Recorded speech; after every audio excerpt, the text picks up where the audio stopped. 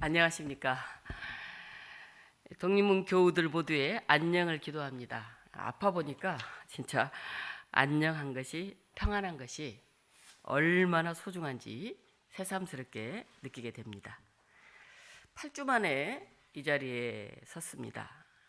그동안 평신도 같은 입장으로 한번 예배를 드려보았습니다. 병원에서나 집에서는 유튜브로 예배에 참석하고, 또 교회 1층 방에서 아이들과 함께 모니터를 통해서 예배를 드리고, 그리고 지난주 깁스 풀고 저 뒷자리에 앉아서 예배를 드리면서 우리 교우들이 이런 자리에서 이런 마음으로 예배를 드리겠구나, 그렇게 생각하고 느꼈습니다.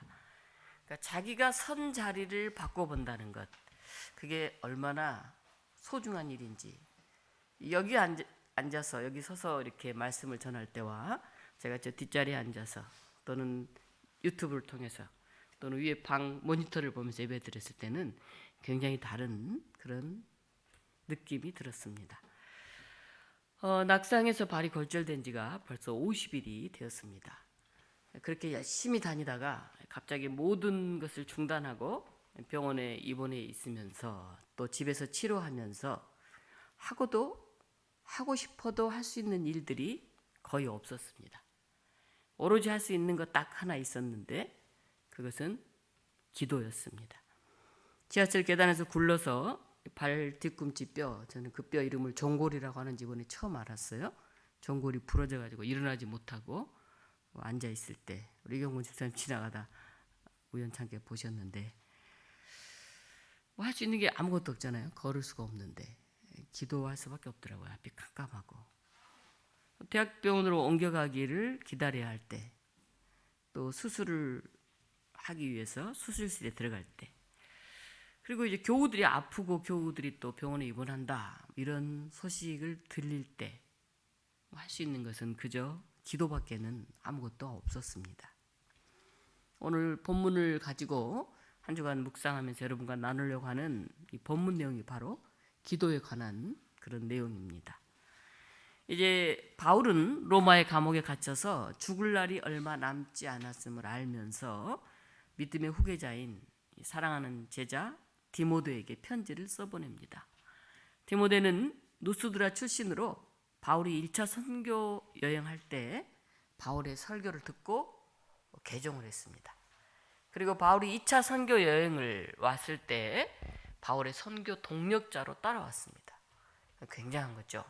물론 어머니의 믿음이 있었기 때문에 그가 이렇게 빨리 결단하고 바울의 동력자로 따라왔을 수가 있었던 것 같습니다. 그리고 이 디모데는 특정한 교회에 바울을 대신해서 편지를 가지고 파견되기도 했고, 또 바울이 이방인 교회들로부터 거두어진 헌금을 예루살렘 교회에 전하러 갈 때도 함께 동행했고, 그리고 한때는 바울과 함께 투옥되기도 할 만큼 정말 바울의 오른팔과 같은 그런 충실한 동력자였습니다. 디모데전서 4장 7절에 보면 바울은 디모데에게 나는 이제 달려갈 길을 다 마쳤다, 그렇게 말합니다. 나는 내 인생에 갈 때까지 다 왔다, 그런 얘기입니다. 이제 마지막 죽을 날만 남겨놓고 있다 하는 이야기입니다. 인생의 마지막에 바울은 영적인 아들 디모데에게 꼭 해주고 싶은 이야기가 있었을 것입니다. 오늘 이 디모데전서가 바로 그런 내용인데요. 그 말이 무슨 말이었을까요? 오늘 본문은 수많은 사상과 시대적인 혼란과 유혹 가운데서도 사람다움을 지켜가기 위해서 할 게 있다라고 말합니다. 신앙을 지켜나갈 뿐 아니라 교회를 지켜나가야 되는 그런 디모데에게 바울은 얘기하고 있습니다. 그 중에 첫 번째가 바로 4가지 기도입니다. 우리 디모데전서 2장 1절을 함께 봉독해 보겠습니다. 그러므로 내가 첫째로 권하노니 모든 사람을 위하여 간구와 기도와 도고와 감사를 하되. 간구는 뭐고, 기도는 뭐고, 도고는 뭐고, 감사는 뭘까요? 이 4가지 기도를 바울은 말합니다. 인생의 산전수전을 다 겪으며 살아온 이제 마지막 천국을 바라보면서 바울이 디모데에게 남긴 교훈, 그것은 바로 기도였는데 이걸 압축해서 네 가지로 얘기합니다. 간구, 데이세이스라는 말인데 너무 어렵고 힘들 때 간절하게 구하는 그런 거예요. 하나님, 제가 이제 수술실에 들어가는데 수술 잘 돼서 건강하게 걸을 수 있게 해주세요. 간절하게 기도하지 않겠어요? 하면은 불안하잖아요, 사람들이. 네. 그렇게 간절히 바라는 그런 기도가 바로 간구입니다. 우리는 간절할 때 기도하죠. 뭐 갑자기 암이 발견돼 가지고 어쩌면 좋지, 하나님 어떡하면 좋아요, 내가 왜 이런 병이, 간절히 기도할 때 그 간구잖아요. 또 생각지도 못하게 뭐 집에 문제가 생겨가지고 갑자기 그 집에서 뭐 이사를 하게 된다든지 뭐 나가야 될 때 어떡하면 좋지, 간절히 매달리는 거, 이건 간구라고 합니다.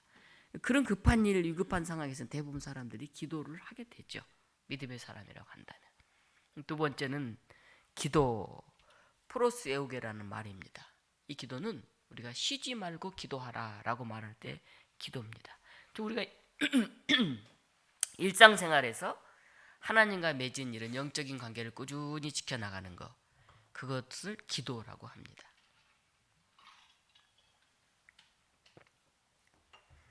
어려운 일이 있을 때는 우리가 간절히 간구할 수 있지만 일상생활에서 하나님과 꾸준히 영적으로 호흡하면서 대화하면서 나가는 것은 사실 그렇게 쉬운 일이 아닙니다. 그 다음에 도고는 뭘까요? 도고, 엔투크레이스라는 말인데 다른 사람을 위해서 드리는 기도, 즉 중보 기도를 말합니다. 위급한 상황, 어려운 상황이 있을 때 간절히 기도해야 하지만 일상의 삶 속에서 하나님과 끊임없이 대화하고 호흡하고, 하나님 아시죠? 하나님 저 오늘 이렇게 지나요? 기도해야 되지만 다른 사람을 위해서도 기도하라는 것입니다. 이 나라를 위해서, 또 세계의 평화를 위해서, 우리 교우 아무개를 위해서 그런 기도를 하라는 것입니다. 그리고 마지막 기도는 감사의 기도입니다. 에우카리스타이스라는 말인데 범사에 감사하라, 그런 말씀처럼 하나님 은혜에 늘 감사하는 기도를 하라는 것입니다. 하나님 감사합니다. 제가 지금 교회 올 때는 그렇게 감사할 수가 없어요. 옛날에 교회 내 발로 막 다니고 차 타고 다닐 때는 별로 감사한지 몰랐는데 누군가가 데려다 줘야만 올 수 있으니까 교회 한번 들어오면 그렇게 감사할 수가 없어요. 오늘도 교회 왔구나. 아이고 오늘도 이렇게 예배당 이렇게 내려왔구나. 여기 내려오는 게 그렇게 힘들잖아요. 그렇게 힘들지 몰랐죠. 참 감사하구나, 교회 올 수 있는 게. 그런 생각을 하게 됩니다. 하나님의 은혜에 감사하면서 하는 기도, 이 네 가지 기도를 제대로 온전히 하라고 바울은 디모데에게 얘기를 합니다. 이 기도는 어찌 보면 기도의 단계, 기도의 순서라고 얘기할 수 있을 거예요. 수고하고 무거운 짐을 하나님 앞에 내려놓고 어려운 상황 앞에 하나님 앞에 서라, 간구하라, 그런 거죠. 평소에도 늘 하나님과 교제하는 그런 기도의 삶을 살아가라 하는 거잖아요. 우리의 가족을 위해서, 우리의 교회를 위해서, 우리의 친척을 위해서, 우리의 이웃을 위해서, 이 나라 민족을 위해서, 이 지구촌의 모든 사람들을 위해서, 이 창조 세계를 위해서 잊지 말고 기도하라 하는 것입니다. 나가서 너무나 감사한지, 오늘 하루 내가 건강한 것이, 오늘 내 발로 걸어올 수 있는 것이, 오늘 내 밥 한 끼 이렇게 먹을 수 있는 게 얼마나 감사한지, 그 감사의 기도를 잊지 마라. 이게 바로 영적인 성숙을 이루는 그런 기도의 내용입니다. 여러분 어떤 기도를 주로 드리고 있나요? 나 그 네 가지 기도 다 해. 그렇습니까? 어려울 때만 기도한 것 같은데 혹시 그렇진 않나요? 여기 더 나아가서 바울은 또 중요한 얘기를 하나 합니다. 우리 2절 같이 한번 읽어보겠습니다. 임금들과 높은 지위에 있는 모든 사람을 위하여 하라. 이는 우리가 모든 경건과 단정함으로 고요하고 평안한 생활을 하려 함이라. 아멘. 네. 임금과 높은 지위에 있는 모든 사람을 위해서 하라. 여러분 어때요? 임금과 높은 사람을 위해서 기도하기 쉽다고 생각하죠. 그런데 당시 이 성도들, 바울이 처해 있는 교회에 가장 큰 유업을 가져다 주는 사람이 바로 세상의 임금과 높은 지위에 있는 사람들이었어요. 특히 로마 황제죠. 그리고 로마 빌라도는, 총독 빌라도는 재판장에서 예수님이 죄가 없음을 알면서도 십자가형을 선고한 사람이잖아요. 또 로마 총독 베스도는 사도 바울이 죄가 없다고 인정하면서도 로마로 감옥으로 보낸 사람이잖아요. 그런데 그런 황제와 그런 총독도 지위에 있는 사람들을 위해서도 기도해야 된다고 얘기하는 거예요. 초대 시절 그리스도인들은 로마 황제보다도 예수님이 우리의 주님이시다 이렇게 믿고 그 섬긴다는 이유만으로도 아무 죄가 없는데 옥에 갇히고 때로는 죽임을 당하는 그런 상황 속에 있었잖아요.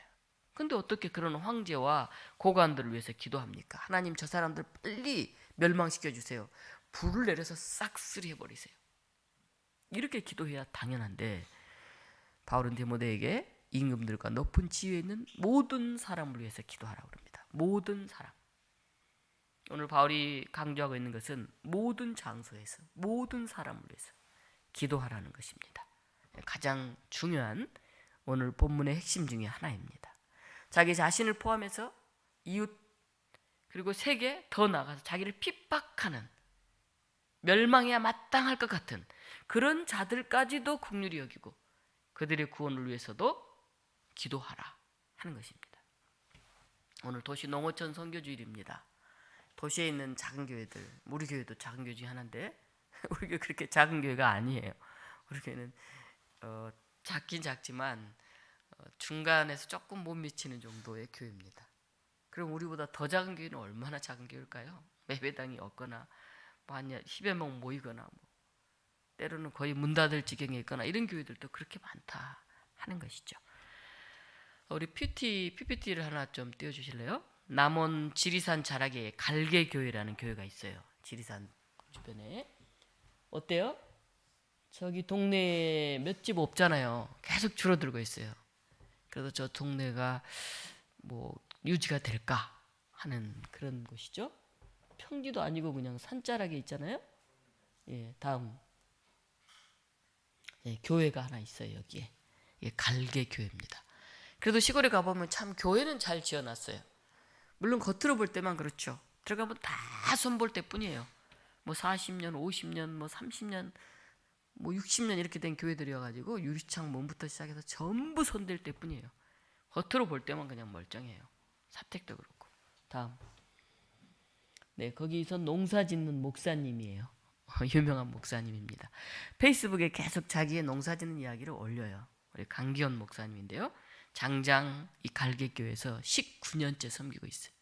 청춘을 여기서 다 보내고 있죠. 20년 가까이를. 처음에 가서는 청국장을 만들어서 팔다가 감자를 또 감자 농사를 하다가 벼 농사를 하다가 최근에 사과 농사를 합니다. 다음. 네. 감자 씨눈 있는 데를 저렇게 잘라가지고 심더라고요. 동네 교인들이겠죠. 뭐 어르신들과 함께. 네, 다음. 네, 사과를 최근에 한 3, 4년 됐나요? 사과가 꽤 많이 열렸어요. 근데 어떻게 저 교회가 유지가 될까? 애들이 둘이 있습니다. 아이들이 거기서 커서 이제 뭐 초등학교 다니고 뭐 19년이니까요. 그렇죠? 그런데 광주에 무진교회라는 교회가 있어요. 거기는 좀 큰 교회입니다. 그 교회에서 8년째 갈개교회하고 자매 결연을 맺었어요.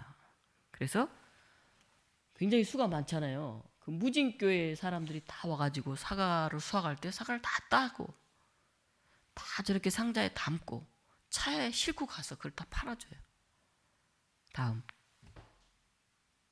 네, 광주 무진교회 갈개교회 사과 따기 체험 봉사활동. 저것이 광주 무진교회 봉사활동이에요. 그냥 자기 교회 안에서 청소하고 쓸고 이런 게 아니고 저 시골까지 가가지고 하루 종일 사과를 따고 그리고 그걸 또 사서 다시 싣고 와서 여신도들과 교인들과 나누는 게 시골 교회를 살리는 그런 봉사활동입니다. 지금 8년째 아름다운 동행을 하고 있습니다. 다음. 1년에 2번 광주 무진교인들이 몇 명 안 되니까 노인분들 한 10여 명 되니까 뭐 봉고차 타고 광주 무진교회 가서 같이 예배를 드려요. 그 교인들하고. 그리고 사진을 찍는. 그러니까 교인들이 다 알죠. 아무개 권사님, 아무개 집사님. 아이고 돌아가셨어요. 오늘 왜 안 보이세요? 아프시다고요. 이렇게 한 10년 가까이 관계를 가지고 있습니다.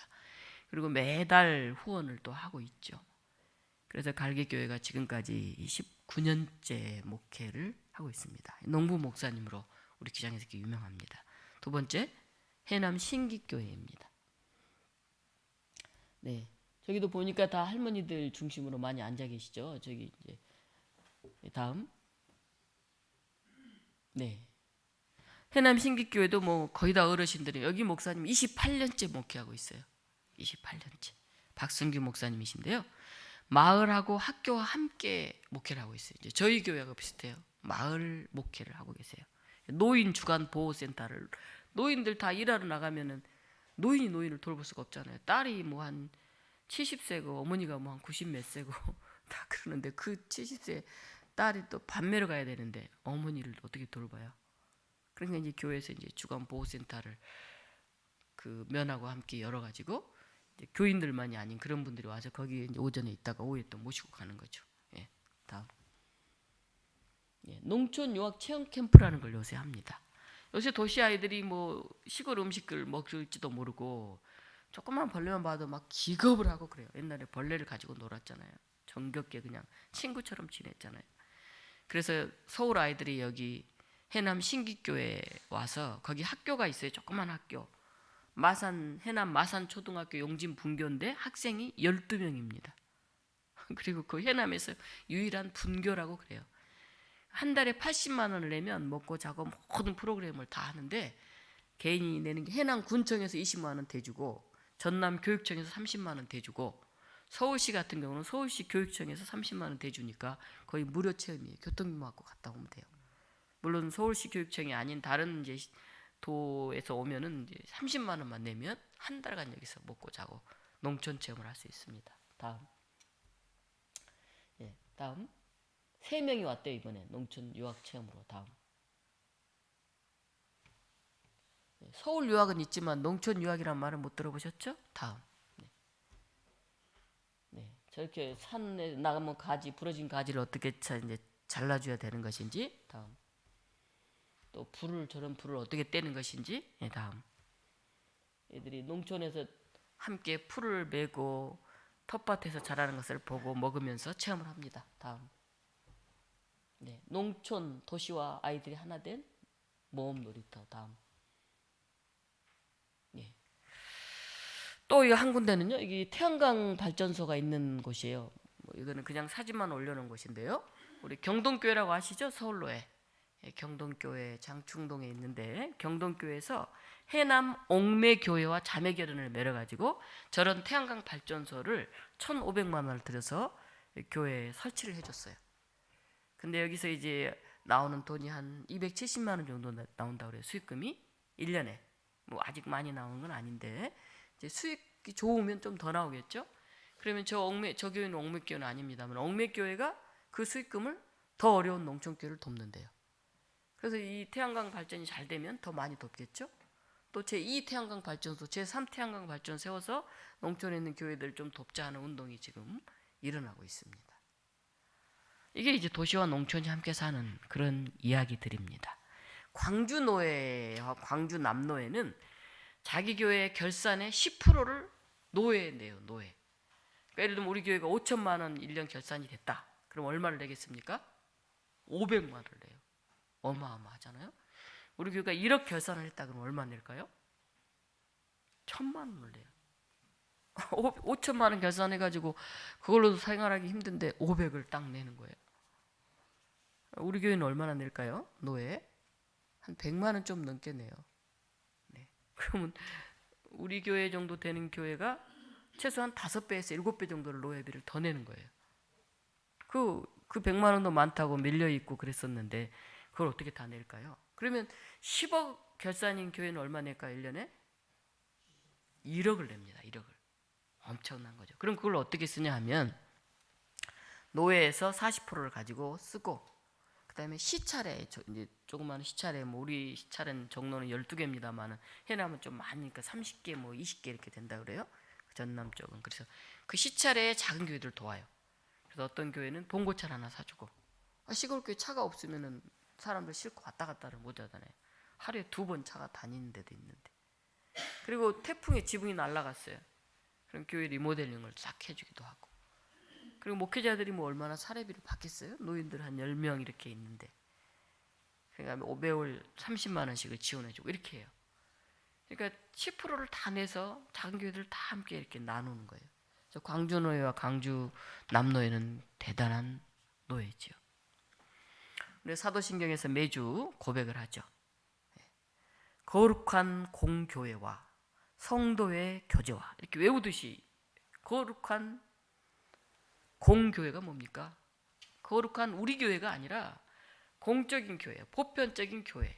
우리 기독교 장로교에 있는 교회는 다 하나라는 거죠. 아니 기독교 장로교만 아니라 이 독립문 지역에 있는 교회는 다 하나예요. 교동교회에 있는 교회들은. 그런 공적인 교회, 보편적인 교회다 우리는. 우리는 조금해서 정말 얼굴 둘 수 없던 교회고 저기는 크고 대단한 교회가 아니고 우리는 다 같은 하나의 교회다. 목과 역할이 다른 거다는 거죠. 그 다음에 성도 간의 교제, 그렇죠? 그러니까 늘 성도, 우리 교회 안에서 또는 이웃 교우들과 그런 교제와 친교가 이루어져야 한다는 것이죠. 예배 시간에 핸드폰 받지 마시고요. 우리 좀 꺼주세요. 누가 어르신들이 바로 끄시기 힘드니까. 제가 유튜브로 예배 드리는데 핸드폰이 울려가지고 우리 조 목사님 설교하다가 핸드폰 끄시라고 그랬더니 또 올라가다 또 울리 그래서 예배 시간에 핸드폰 울려서 받는 교회는 독립문교회밖에 없어요. 그 시골 교회 할머니들도 그렇게는 안 하십니다. 그래서 앞으로 여러분들은 핸드폰 울리면 바로 끄세요. 아셨죠? 그리고 꼭 받으시려면 저 밖에 나가서 문 닫고 그리고 받으세요. 제가 이런 얘기 하는 건 부끄러운 일이에요. 우리의 기도는 나를 위한 기도를 넘어서 이웃을 위해서 또 늘 감사로 드려지는 모든 교회에 있는 모든 사람을 위한 공교회와 성도의 친교와 교제가 있는 그런 기도가 되어야 합니다. 바울은 이렇게 자기만이 아닌 모든 사람을 위해서 기도할 때 얻게 될 그런 유익에 대해서 말합니다. 3절 우리가 같이 한번 읽어보겠습니다. 이것이 우리 구주 하나님 앞에 선하고 받으실 만한 것이니. 네. 이렇게 기도하며 실천할 때 우리는 하나님 앞에서 받으실 만한 그런 선한 사람이 된다. 그런 뜻입니다. 우리가 하나님이 받으실 만한, 구원받을 만한 그런 사람으로 어떻게 살아갈까 고민하는데 바로 이런 기도가 필요하다는 것입니다. 기도하면서 사람들 앞에 잘 보이려고 말을 멋지게 하려고 하는 것이 중요한 게 아니라 하나님의 선한 뜻을 생각하면서 내 삶이 욕되고 남을 험담하고 나를 핍박하고 미워하는 사람들을 향해서 분노하고 또 다른 사람의 아주 약한 부분을 무시하고 그렇게 하지 말라는 거죠. 복되고 귀한 그런 마음으로 그런 표현을 가지고 기도하라는 겁니다. 어떤 사람이 전해오는 이야기입니다. 예루살렘 시장에서 장사를 하는 상인이에요. 그 상인이 대제사장을 찾아왔습니다.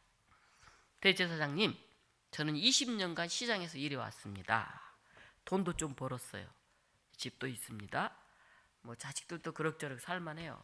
근데 이제 아이고 찾아오는 손님들 비우만치고 사는데 지쳤어요. 왜 그렇게 불평이 많고 시비가 많고 따지고 이제 아우 이렇게 살고 싶지 않아요.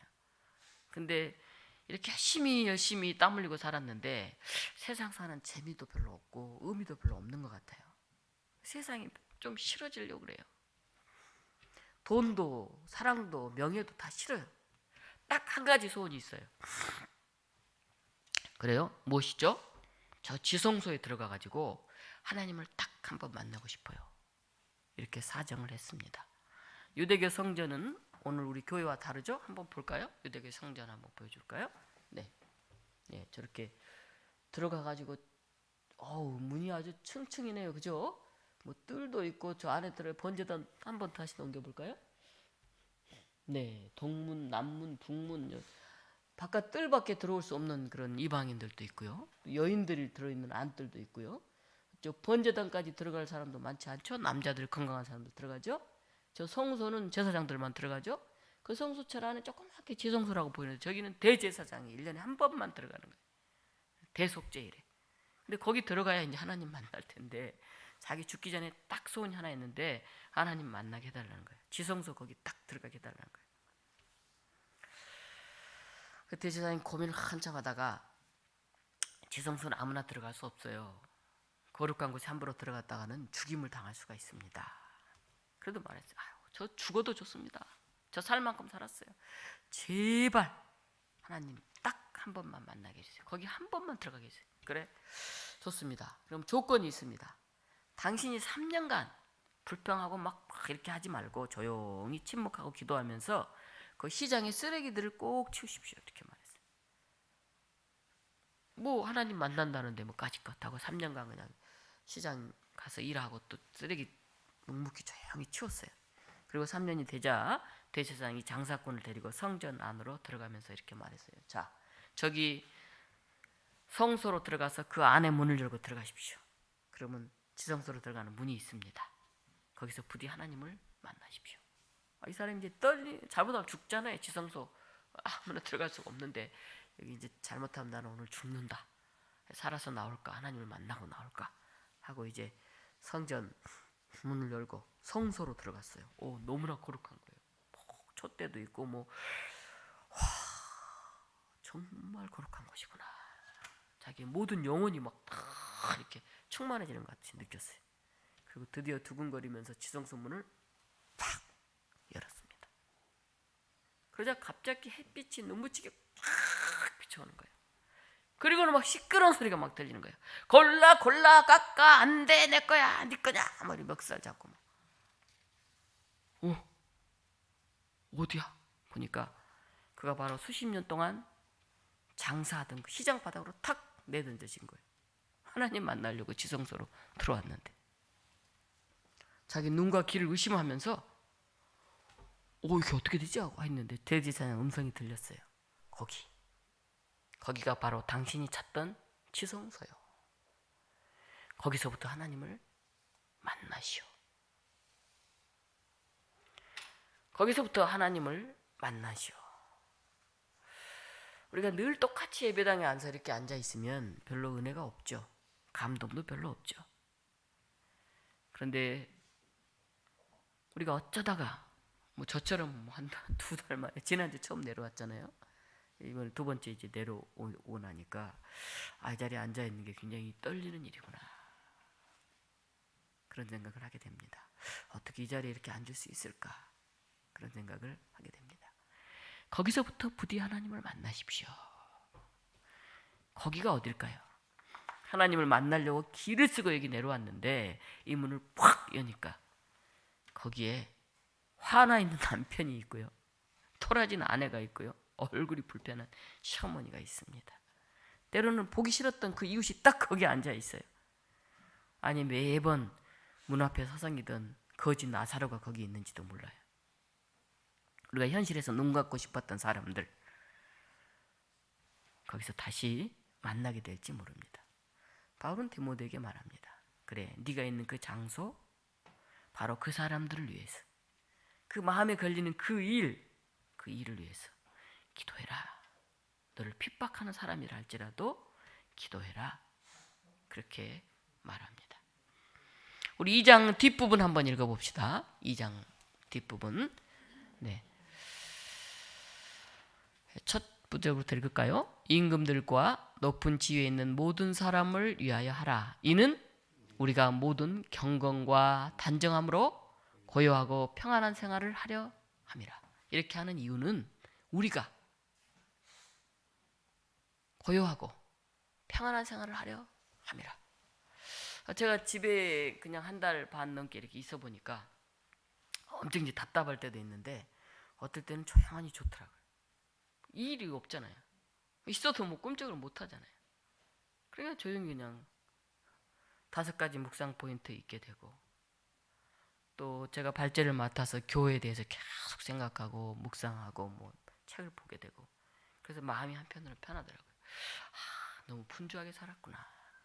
정말 이렇게 고요함 속에서 평화롭게 살았어야 되는데 그런 생각이 들었습니다. 여러분 마음으로 불안하고 또 외부 사람들 환경들을 만나면 두렵고 피곤하고 그렇게 우리 살잖아요. 사도 바울 지금 죽음을 앞두고 있죠. 네, 어찌 보면 억울할 수도 있죠. 내가 예수님을 위해서 이렇게 평생을 바쳤는데 원망스러울 수도 있죠. 야, 어떻게 이렇게 내가 죽냐? 허무할 수도 있죠. 인생이 이런 건가? 근데 바울은 편안합니다. 그리고 고요합니다. 그럼 바울이 디모데에게 기도해라. 내가 미워하는 사람까지도 기도해라. 그때 내 마음에 고요와 평안을 얻게 되리라. 이렇게 말합니다. 고요와 평안한 생활을 우리는 원하죠. 그런데 이 고요와 평안한 생활을 원하는 우리에게 이제 마지막으로 주어진 말씀이 있습니다. 오늘 2절에 무슨 말씀이 더 있습니까? 고요하고 평안한 생활을 하려 함이라. 뭐가 더 있죠? 우리가 모든 경건과 단정함으로 그렇게 될 거라는 거예요. 기도만 하는 걸로 되는 게 아니라 경건과 단정함으로. 경건은 하나님과의 관계에서 쓰이는 낱말이죠. 하나님과의 관계 속에서 우리가 그 경건함을, 그 두려움을, 그 떨림을 잃지 않을 때. 단정함은 뭡니까? 우리의 자세를 단정하게 하는 사람들과의 관계 속에서의 우리 어떤 태도나 이런 걸 말하잖아요. 하나님과의 관계에서 그 약속을 바라보면서 흔들리지 않으면서 그렇게 살아가면 감옥에서도 인생의 마지막 순간에서도 그 고요와 평안을 누리는 것이죠. 믿음의 사랑하는 아들 디모데야, 기도해라. 심지어 정말 이제 더 이상 보고 싶지 않는 너무 짐이고 무거운 친구, 때로는 부모, 때로는 자식, 때로는 어떤 그 교인, 아니면 직장의 상사, 그들을 위해서까지. 그리고 고요와 평화를 원하느냐? 그러면 하나님 앞에 두렵고 떨림으로 다시 경건함으로 서라. 그리고 사람들과의 관계를 단정함을 회복하라. 그렇게 얘기합니다. 오늘 여러분 마음이 고요하고 평안하지 못하고 소란하고 복잡한다면 우리 삶의 경건함과 단정함에 문제가 있는지 모르겠습니다. 하나님과의 관계를 바로 맺지 못하거나 이익과의 관계가 틀어져 있는지 모르겠습니다. 말씀을 마칩니다. 제가 곰곰이 생각해 보니까 50일 동안 했던 큰 주제가 기도였고 50일 만에 붙잡은 저에게 주신 말씀이 바로 이 4가지 기도입니다. 목회자가 먼저 기도해야 되겠구나. 제가 기도하지 못해서 참 죄송했습니다. 몸이 아픈 우리 주미 집사님이 몇 주간 막 못 나오시고 또 우리 윤덕성 권사님이 병원에 이번에 수술하시고 막 이러시는데 더 온전히 목회자가 건강하게 기도하지 못해서 굉장히 죄송했습니다. 하나님은 내가 싫어하는 사람 바로 그 사람 안에 계시고요. 내가 버겨워하는 사람 그 사람 안에 계시고요. 내가 살살 피하고 싶은 해야 되는데 참 부담스러워하는 그 일 한복판에 계시고요. 내가 외면하고 멀리한 기도와 말씀 그 가운데 계십니다. 오늘 다시 우리의 삶의 한복판에 계신 하나님을 의식하면서 간절하게 매일 일상에서 이웃을 위해서 감사로 기도드림으로 고요하고 평안한 마음을 소유하는, 그래서 정말 행복한 인생을 살아가는 성도 여러분들 되시기를 주님의 이름으로 축원합니다. 사랑의 하나님, 저희가 기도하지 못했습니다. 간절히 간구하지 못했고 우리의 일상 속에서 하나님을 온전히 만나지 못했고 이웃을 위해서 정말 마음 아픔으로 충고하지 못했습니다. 버거워했고 힘들어했습니다. 그리고 우리가 감사의 기도를 드리지 못했습니다. 원망했고 불평했고 서운했습니다. 하나님, 우리 마음에 고요와 평안을 갖기를 원합니다. 다시 경건과 단정함으로 사는 우리 독립교우들 모두가 되게 하여 주시옵소서. 예수 그리스도 이름으로 기도합니다. 아멘.